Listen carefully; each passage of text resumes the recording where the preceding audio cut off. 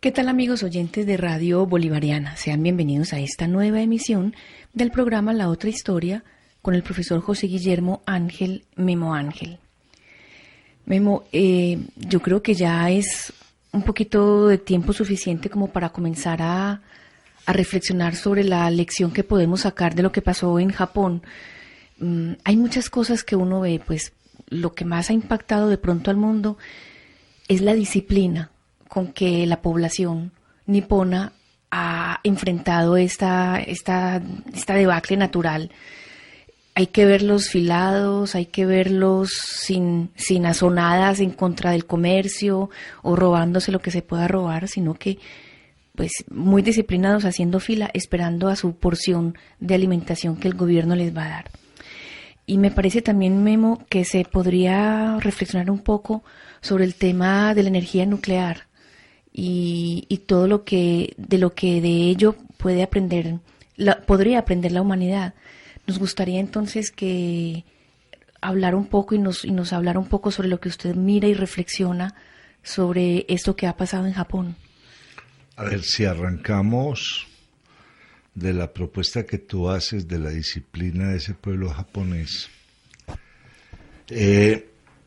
tendríamos como que asumir lo de la tradición, que realmente es un pueblo educado desde hace muchos siglos. O sea, cuando uno se lee, por ejemplo, la historia de los samuráis o una novela de Caldwell, de John Caldwell creo que es, que se llama Shogun.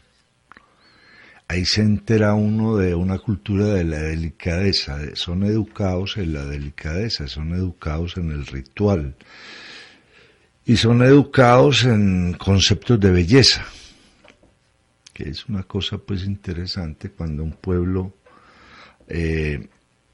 cuando se va a tomar un té, realiza una serie de rituales, cuando va a comer, cuando va a cantar, cuando se va a vestir. Ahora que lo menciona Memo, y perdóneme que le interrumpa, cuando el jefe de la planta nuclear va a dirigirse a la prensa, lo vemos en televisión haciendo una genuflexión. Claro. Antes de comenzar a hablar. Claro, es que es la educación como agradecimiento a estar vivo. Que hay una cosa que es muy distinta a la educación que estamos recibiendo nosotros, donde la palabra vida es muy, muy escasa y donde la palabra vida como única oportunidad que tiene el hombre sobre la tierra no es analizada, en tanto que ellos, desde que uno coge los textos japoneses, es el haiku, por ejemplo, que fueron los famosos poemas, los micropoemas, que le llamaron mucho la atención a don Octavio Paz. Ellos acompañaban ese mundo de la palabra, ese mundo de, digamos, de la naturaleza, no en su totalidad, sino en su particularidad. Cada cosa tiene un sentido. Que vuelvo, por ejemplo, palabras como Yamaha, que traduce el sonido que hace una hoja al caer. O sea, eso implica demasiadas cosas, llegar hasta ese punto. O palabras, por ejemplo, como sayonara, que es una forma de saludo muy, muy especial, porque es adiós por lo lindo que me has dejado, por ejemplo. Qué lindo. Entonces, cuando analizamos la tradición japonesa, vamos a analizar tres cosas importantes. Primero, el ritual de la vida cotidiana. Ellos siempre habían vivido en casas casi que de papel, debido a los terremotos, porque Japón siempre ha temblado. Y esa casa de papel era hermosa y tenía unas estancias para la música, una instancia para la comida, una instancia para el dormir, una instancia para mirar el paisaje, por ejemplo. Eso hace que para ellos el desorden sea algo con lo que no conviven. Temen convivir en el desorden.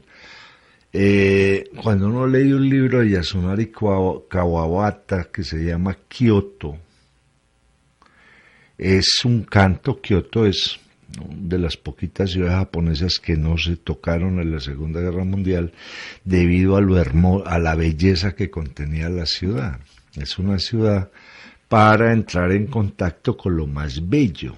Y Kyoto, que es una historia de un dibujante de telas, de alguien que dibuja telas y que hace que cada tela sea distinta porque el dibujo es distinto.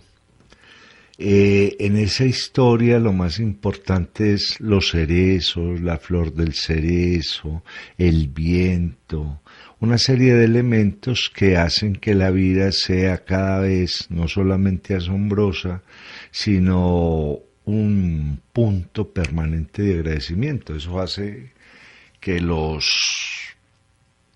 sacerdotes del Shinto o el Shinto tengan muy claro con sus fieles en que ahí no se va a rezar sino agradecer. Y cada vez que van a los templos shintos, los japoneses llevan una ofrenda de agradecimiento para decirle a los dioses del Shinto: mire lo que hemos sido capaces de hacer hasta ahora, ojalá dentro de un mes podamos agradecer más por lo que hemos sido capaces de mejorar. Entonces esa es una tradición muy fuerte.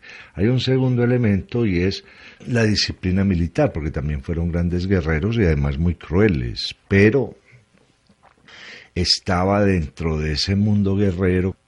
Como decía un gran escritor inglés, Rudyard Kipling,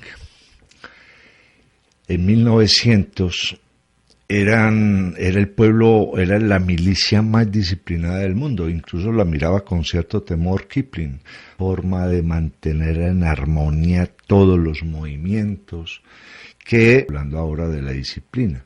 Y tercero, fue uno de los pueblos más disciplinados después de la caída de la bomba atómica, a finales del 45, cuando las bombas atómicas caen sobre Hiroshima y Nagasaki. El pueblo, en lugar de desesperarse, se ordena. Hay un diario de Elias Canetti, creo que es el diario del doctor Kishaki, donde él se admira de lo que pasaba en esos hospitales, cómo atendían a la gente, cómo las personas seguían órdenes, admitían órdenes, etcétera, sin desesperarse. Pues aquí se me ocurre a mí un libro de Mishima, Yukio Mishima, uno de los grandes escritores japoneses, que se llama El Pabellón de Oro, que es el libro de la vida y de la muerte, el libro de admitir la vida por su totalidad y admitir la muerte por su totalidad. En el mundo japonés se maneja el harakiri, y es el hombre que se mata con dignidad, que se suicida con dignidad, porque introduce un sable dentro de su estómago y le da una vuelta dentro del estómago para que todas las partes vitales queden destruidas, pero él es consciente de eso, del orden que debe seguir, para que ese suicidio cobre alguna dignidad, y que solo se da en el momento en que el hombre se siente deshonrado. Es una cosa pues muy interesante, o sea, no es que un suicidio porque sí, me voy a matar haciéndome el harakiri, no, solamente se aplica en el momento de la deshonra, cuando ya vivir es peor que morir. Entonces si hablamos de esas disciplinas, nos encontramos, de esa tradición de disciplina, nos encontramos hoy en día, primero, con un pueblo que sigue siendo educado en la delicadeza. Toda delicadeza implica un orden. O sea, es alguien o un grupo de seres humanos que desde el saludo, desde la palabra, desde los rituales del diario acontecer, van a magnificar el mundo en el que viven. Porque el mundo tiene que ser bello, pase lo que pase. Segundo, hay una gran educación desde la escuela a lo disciplina, a mirar la disciplina como un elemento para contrarrestar todo lo que pueda pasar en el futuro. Que por ejemplo nosotros en América Latina o en el tercer mundo siempre vamos a corregir las cosas después de que pasan y nunca pensamos que eso puede pasar. A los japoneses los educan para muchas cosas que pueden pasar. Y además es muy lindo porque como el shintoísmo, la religión de ellos es una religión que contiene miles de dioses, lo que hace que se tengan muchas soluciones para un acontecimiento, no una sola solución. Que ahí hay una cosa bonita, ¿cuántas soluciones le están buscando ahora a las plantas nucleares que se sufrieron con el tsunami, con el terremoto? En el número de soluciones. Ellos no trabajan con con una única solución, que es lo que nosotros hacemos en Occidente, una sola solución y ya. De hecho, por eso estamos destruyendo el planeta, porque solamente encontramos una sola solución para la explotación de los recursos y no multiplicidad de soluciones.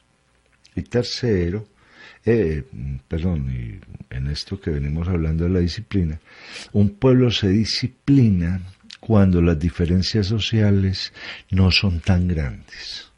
O sea, cuando uno ve el asunto en el Japón, lo que ve es un país de clase media.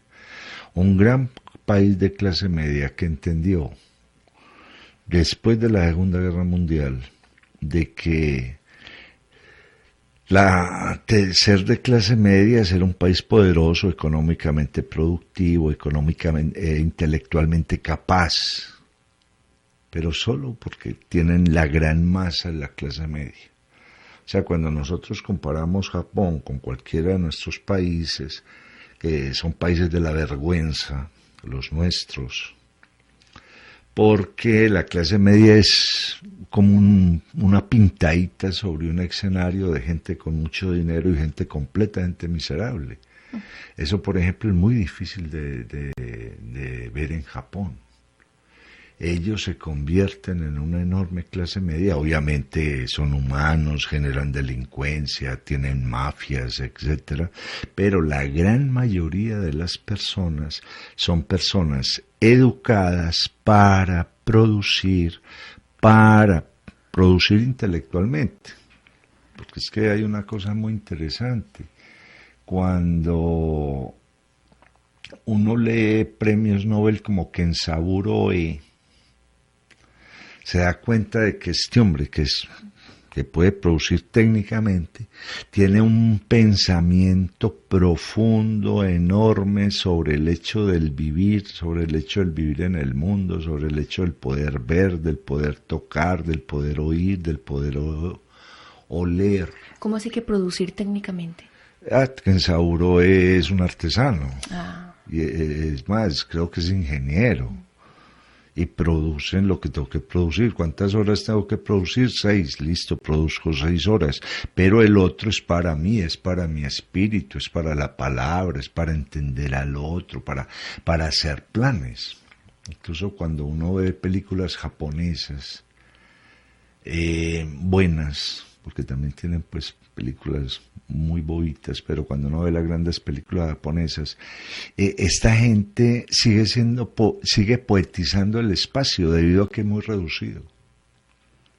Entonces, como tienen tan poco espacio, le dan un enorme valor a una flor, le dan un enorme valor a una gota de lluvia, le dan un enorme valor a poder mirar y encontrarse con un árbol, por ejemplo.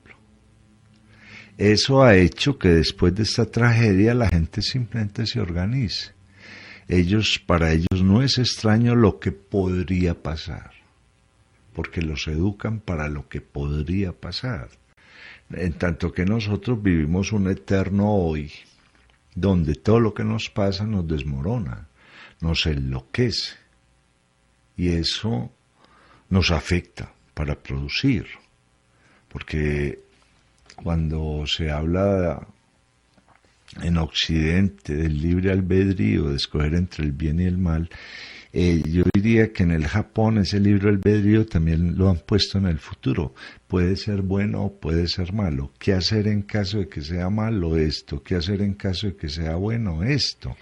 O sea, son navegantes. Ellos han sido siempre... Eso es una cosa muy interesante, la gente de las islas.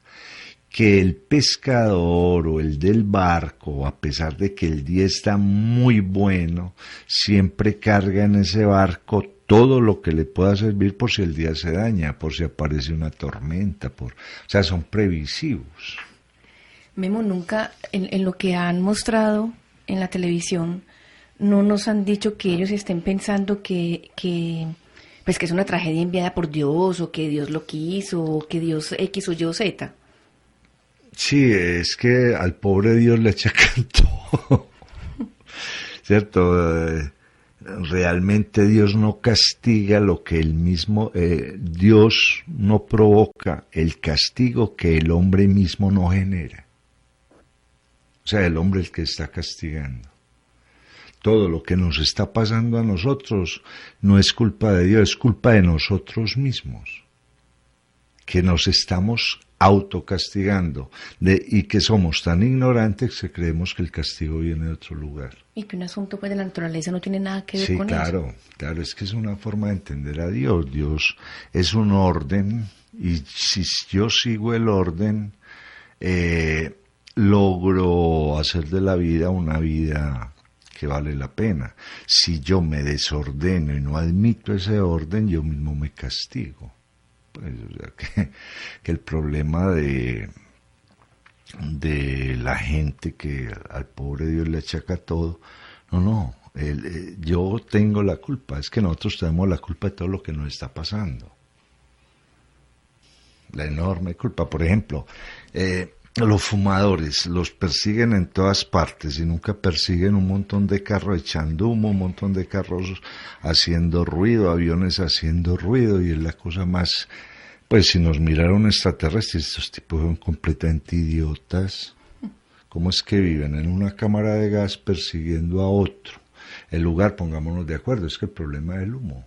Acabemos con el humo, pero pongámonos de acuerdo, no con las hipocresías que se está manejando de echarle la culpa al otro mientras el mismo que lo juzga es un gran contaminador, por ejemplo. Entonces ahí es donde viene ese problema que es el fascismo. Los fascistas buscarán echarles a los demás la culpa de sus propios errores y estarán buscando chivos emisarios mientras el otro hace crímenes peores. ¿Cierto? Es que eso se demostró pues con el nazismo y con todas estas cosas por el estilo. Entonces el mundo japonés es un mundo del orden, es un mundo de la delicadeza, de la que solamente se puede esperar dentro de este tipo de cosas un orden como el orden que es necesario para tener una solución. Es que mire que lo que está pasando es una gente que se ordena para poder solucionar el problema. No, si se desordenara, el problema lo agrava. Claro, se vuelve mucho más grande. Entonces, a partir de ahí es una mentalidad, esa sí es una mentalidad racional. O sea, ya apareció esto, ordenémonos, porque donde nos desordenemos, esto se crece. La mejor manera de controlar esto es simplemente volviendo a mirar el problema y organicémonos. Y una cosa muy linda, y vamos a salvar primero a los niños, porque con los niños siguen los japoneses. Claro. Entonces, ojo con el agua, los niños de tanto no se les da este tipo de agua, el gobierno está importando agua para los niños. Quedando, supongamos que se mueran todos, no se van a morir los niños. Y esos niños harán posible que Japón siga existiendo. No como en nuestras sociedades donde nosotros prostituimos los niños, les negamos un montón de cosas y obviamente tenemos unas sociedades destruidas. A mí eso me ha llamado mucho en el Japón, que corran a salvar los niños. Salvados los niños, se salvó la nación, porque esos niños que serán, y serán Japón. Claro. ¿Cierto? Claro, no, muy distinto a nosotros. Eso es una lección muy interesante la que nos están dando de personas que admiten un problema, que se vuelven a enterar de algo muy interesante. Los japoneses han sido grandes creyentes y ellos a ese tsunami le van a dar un valor excepcional, a ese terremoto le van a dar un valor excepcional, porque dentro de la cultura están esos movimientos naturales involucrados como parte de la mitología del pueblo. Ellos se van a preguntar no solo por qué se dañó la planta nuclear, sino qué fue lo que enojó a esos dioses de la cultura. ¿Dónde estuvo el problema? Y van a buscar dos soluciones, una solución técnica y una solución moral. Eso. Pero entonces ustedes con lo que está diciendo estaría diciendo que sí hay algún castigo de los dioses ahí. Sí, porque pero ¿qué hizo que se enojaran? O sea, hay un culpable que son ellos. No están buscando la culpa en otro lado. No le están echando la culpa a la contaminación ambiental, al efecto invernadero, a nada. Sino es un asunto moral, supuestamente. Algo hicimos nosotros y esto nos pasó.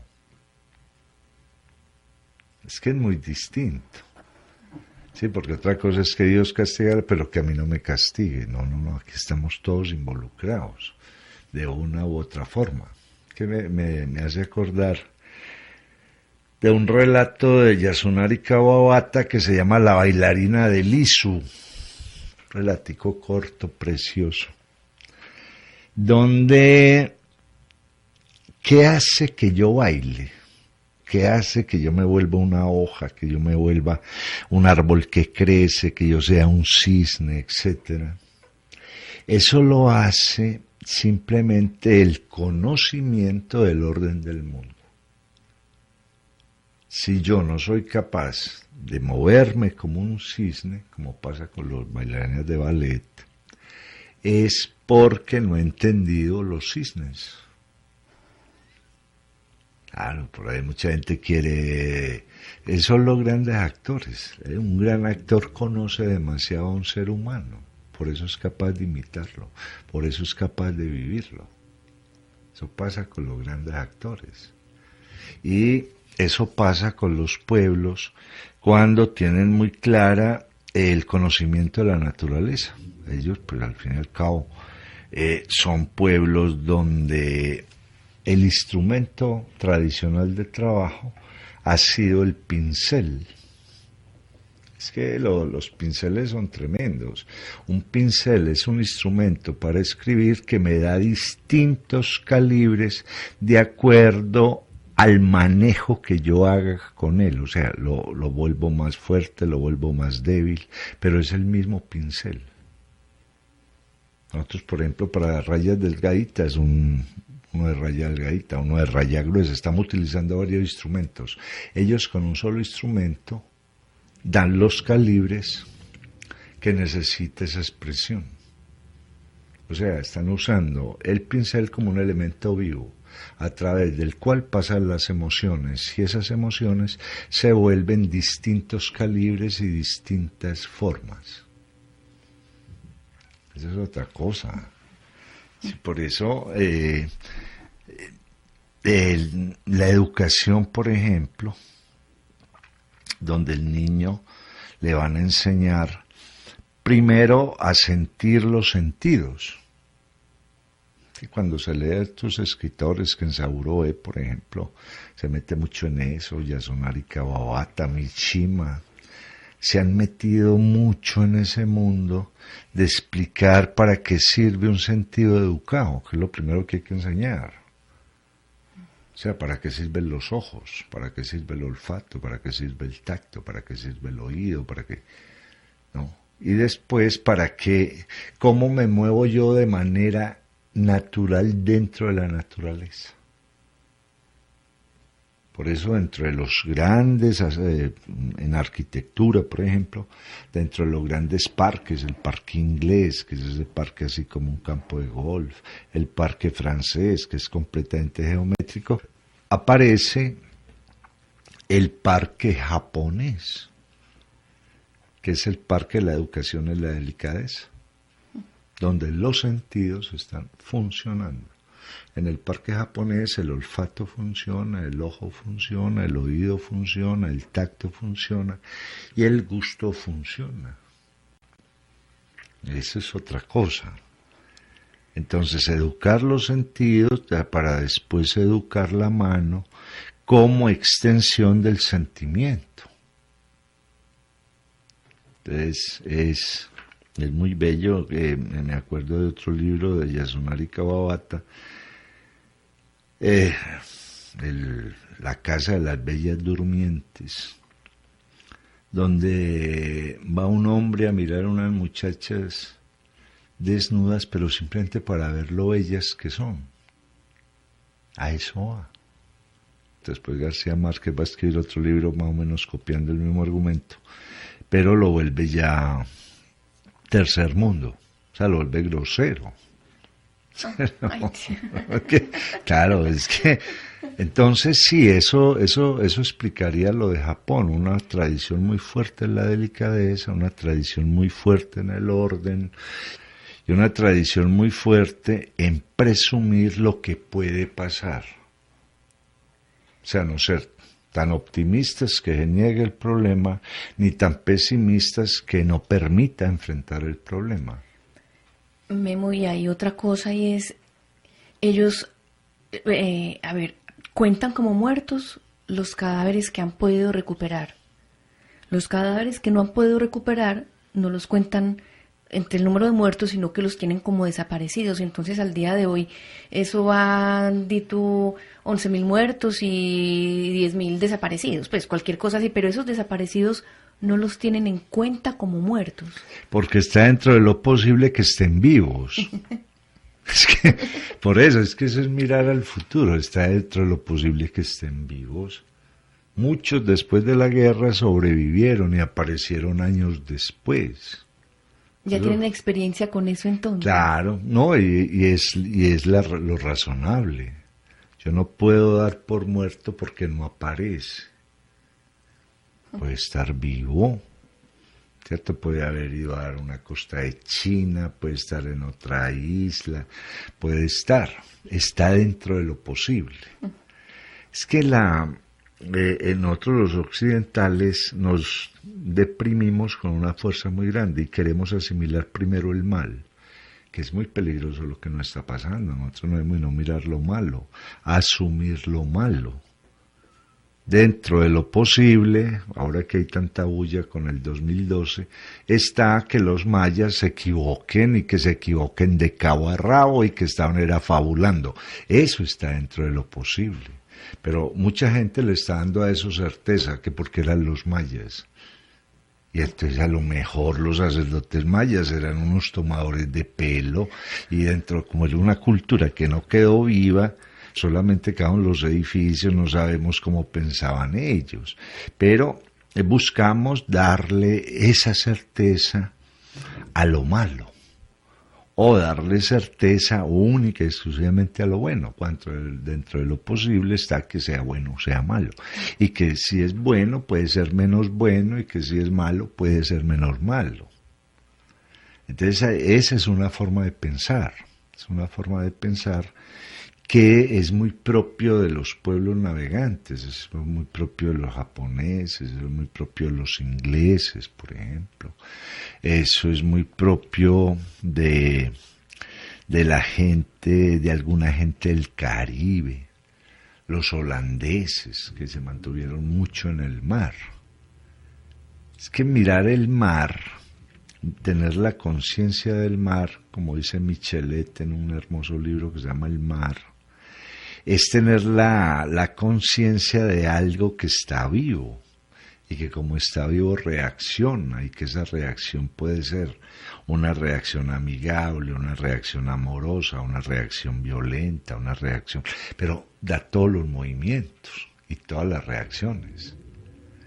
Y eso, cuando educan a los niños con esos criterios, el niño está, primero le están contando qué hacer en caso de, y si eso no pasa, le están diciendo cómo vivir en eso, en ese espacio donde lo malo no ha pasado. Entonces, enriquece mucho a las personas.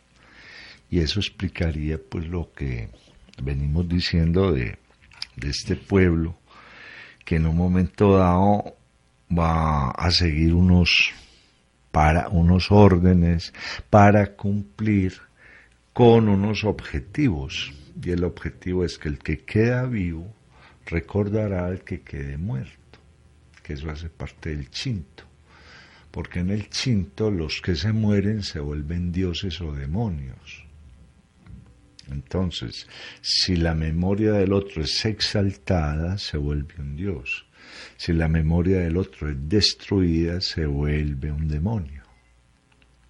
Bien. Claro, es que hay un cuento con el Shinto donde el efecto religioso es muy importante. Yo haré del muerto de su mejor memoria, de recordar al otro como ejemplo, lo haré un pequeño dios, en tanto que si lo recuerdo mal, lo haré un demonio. Pero me imagino que no un dios como lo concebimos nosotros. No, muy distinto, claro. Obviamente, son culturas diferentes, pero que tienen una enseñanza muy grande, porque también son cosas que se pueden aplicar a lo normal. Lo lindo es uno tener muertos en los que pueda pensar, asombrarse y aprender. Claro, eso es lo ideal, ¿cierto? Porque yo puedo pensar en mi abuelo muerto y lo vea como un gran hombre, y no un gran hombre porque tuvo tal, no, y no por las enseñanzas que yo encuentro en él, y que en la medida en que avanzo en esa biografía de mi abuelo muerto, encuentro más posibilidades de agradecer estar vivo yo, que lo puedo recordar a él. Qué bien. Es un juego que simplemente cambia los tenores de las formas de interpretación, pero que es algo que sirve. Por eso las muertes con honor, la famosa frase que ya he repetido en algunos programas, de un bel morir tutta una vita honora, de Tasso. Una bella muerte honra toda una vida, morir bellamente.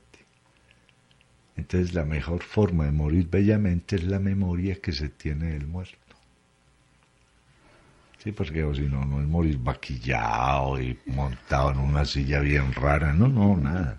Es la memoria que yo tengo del otro, esa memoria que me permite aprender, que me permite manejar más la vida y que me permite compartir mi vida con lo que yo hago con mis muertos. Entonces de alguna forma eso es el Shinto. Y en ese mundo del Shinto, el ritual es permanente. Y con el ritual se llega a las disciplinas. Porque se trata, todo ritual es un efecto de belleza. Cuando usted va a una misa de varios padres, es una misa muy bella. O sea, ahí hay una serie de órdenes, de formas de actuar, el uno en tal parte, el uno otro. Ahí con qué se encuentra una persona, pues con la belleza que la da el ritual. Ahora, si yo convivo con la belleza permanentemente, porque es que tomarse un té allá es como nosotros tomar aquí tinto, y si a cada té hay que hacerle ese ritual, un pequeño ritual. Si saludar a otro es un pequeño ritual. Si asumir lo cotidiano se vuelve ritual, obviamente frente a lo peor la gente vuelve y organiza y embellece lo que le queda para no perderse. Por eso es que la palabra belleza es tan importante. La palabra belleza es el orden que existe en algo para poder ser entendido. Nosotros creemos que la belleza es una máscara, creemos que la belleza es es simplemente una imagen que al ser clonada lidera un grupo, no. Es que los mismos griegos lo tenían claro. Kalekalos, lo que es hermoso. ¿Y qué es lo que es hermoso? Lo que está en orden. Y lo que está en orden se puede identificar. No me presenta enredos, en tanto que lo que está en desorden se vuelve monstruoso o se vuelve bestial, porque me plantea el desorden y no sé qué es lo que estoy viendo. Entonces, cuando uno es educado en la belleza, esa educación se lleva a cada cosa. Inclusive la destrucción, cuando hay destrucción. Sí, claro, obviamente después viene ya el cuestionamiento, bueno, y si esta gente era tan ordenada, ¿por qué fueron tan crueles en la guerra? ¿Por qué fueron tan crueles con los chinos, por ejemplo, en el caso de los japoneses? Eso lo que explica es que es la guerra. La guerra es la mejor forma de volver a ser animal rabioso. Ni siquiera animal, sino animal rabioso. Entonces eso acaba con todo. Ahora esta gente que ha sentido el poder de la guerra, que ya admiten que la guerra es un error, obviamente vuelve a convivir con la belleza y no se quiere salir de la belleza. Y esa belleza es lo que presenta todos esos pequeños órdenes. Por eso vuelvo a algo que ya dije anteriormente, el hecho de rescatar los niños, el hecho de que los niños se sientan seguros, el hecho de que los niños no tengan miedo. Es que hay un juego tremendo. O sea, no podemos dañar la semilla de la sociedad. Para mí es ese, antes que el orden, antes de que hagan filas, lo más grandioso que ha hecho esta gente es convertir a un niño en alguien que no va a ser dañado por lo que está pasando. ¿Por qué? Porque ese niño que no es dañado podrá seguir con los últimos logros del país. Y además va a ver a sus padres como héroes, porque en un momento dado se están sacrificando por él. Es muy distinto a lo que le pasa a los niños en el tercer mundo, que esa destrucción de la inocencia del niño, esa destrucción del futuro del niño, la crueldad que tenemos con los niños, eso hace que cada vez nosotros tengamos menos futuro. En tanto que esta gente que casi fue destruida en la Segunda Guerra Mundial entiende que el futuro es muy claro. El futuro es claro si el niño está en buenas condiciones, si el niño es bien alimentado, si el niño vive bien, si el niño asume una serie de actitudes. Y obviamente todo eso es una construcción larga, porque alguien dirá, no, es que los niños japoneses se mantienen al frente del televisor con videojuegos, muchas cosas. Obviamente esas cosas se van teniendo en cuenta, ojo con esto, ojo con esto, ojo con esto.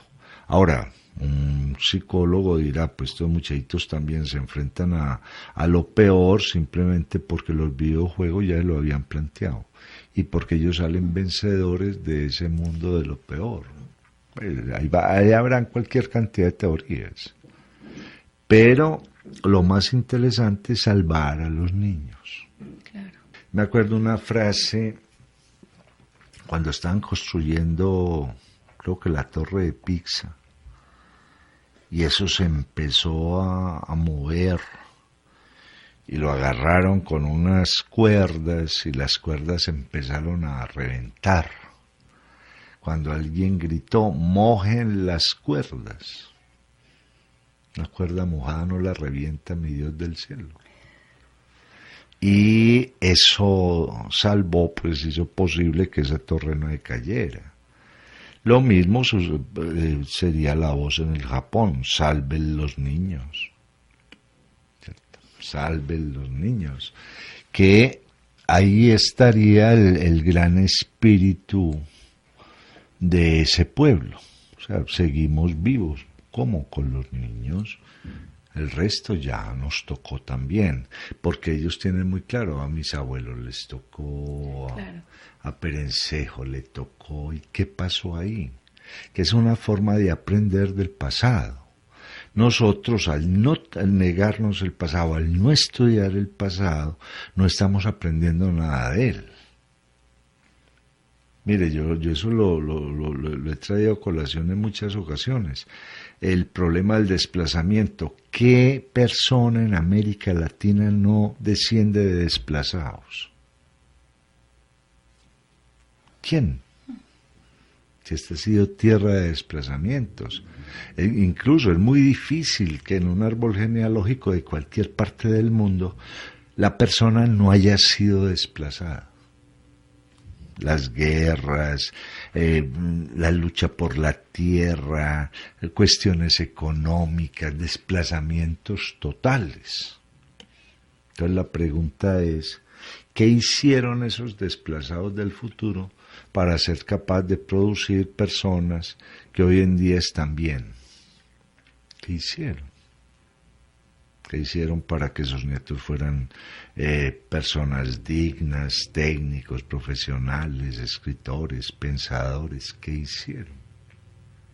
Que hay pueblos, por ejemplo, el pueblo judío es desplazado permanentemente.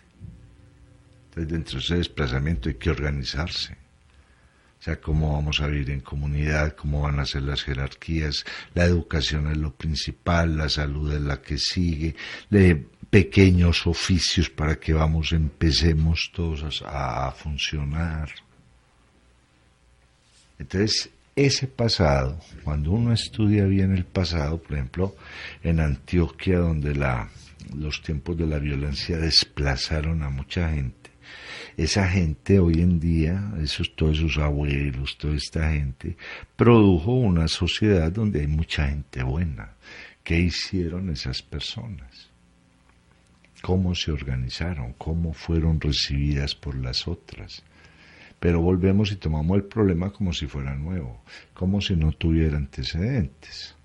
Entonces yo esto lo traigo a colaciones para poder definir o entender ese fenómeno del Japón, que es un fenómeno donde la historia pesa demasiado, el conocimiento de la historia, las formas de organización que se plantearon en tiempos anteriores, y que eso permite volverlas a traer ahora perfeccionadas.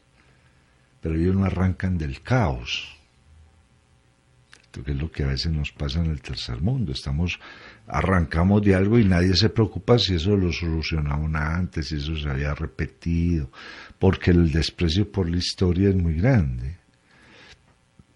Y donde no hemos sido educados para convivir en sociedad.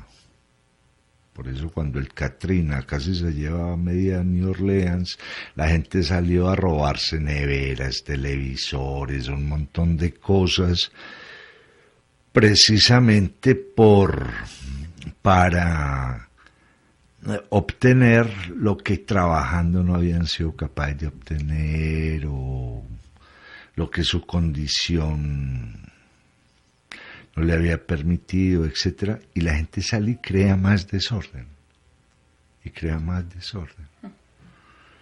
además sin saber si eso que se lleva le va a servir o no, porque en el caso de un tsunami que se repita y coge al otro que está llevando una nevera y que está llevando un televisor y lo eleva también, esta gente no. Primero nos organizamos como sociedad ya, y aquí nadie va a pelear por una licuadora, ni va a pelear por un alambre, porque ya se volverá ya sabemos cómo se hace, ¿cierto? Y claro, es que eso está mostrando pues como esas diferencias. Y ya para concluir, es muy importante que dentro de esto, y de pronto hacemos un segundo capítulo sobre la energía, que no nos alcanzó bien, en el mundo japonés hay algo que siempre me ha llamado la atención, y es el respeto por las jerarquías.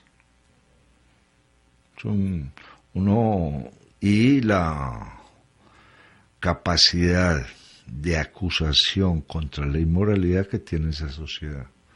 Es que allá se han suicidado más de 2 o 3 ministros, por ejemplo, por corrupción. Se deshonran. Yo me acuerdo, pues ahora no tengo los nombres claros, pero sí me acuerdo de un ministro o un primer ministro que simplemente le dijeron: señor, muera con dignidad, pase atrás, usted está deshonrado y suicídese. Pero son de ese talante. O sea, un gobernante está ahí porque es ejemplo moral. ¿Cierto? Y al ser ejemplo moral, lo vamos a seguir a usted porque usted nos demuestra que vive mejor que nosotros y vamos a vivir como vive usted. Pero si el Estado o el gobernante o el director o lo que sea pone como modelo la inmoralidad, obviamente toda esa sociedad se cae. Y construir una sociedad solamente es posible con modelos morales. El resto de nada vale la tecnología, de nada vale que vivamos inmersos en el oro. Las cosas no hacen moral a nadie. La moralidad viene del ejemplo, porque es de las cosas que se aprenden viendo. Claro. Se aprenden viendo, y esa moralidad me dice cuáles son las jerarquías. La jerarquía es de moralidad. Uno moral encima otro más moral, encima otro más moral. Por eso estas son sociedades que recurren todavía mucho a los ancianos, porque el anciano termina siendo el más moral de todos, porque ya no desea nada. Bueno, con esta reflexión hemos llegado al final del programa La Otra Historia con el profesor José Guillermo Ángel, Memo Ángel, quien en esta ocasión ha hablado sobre el tema de Japón,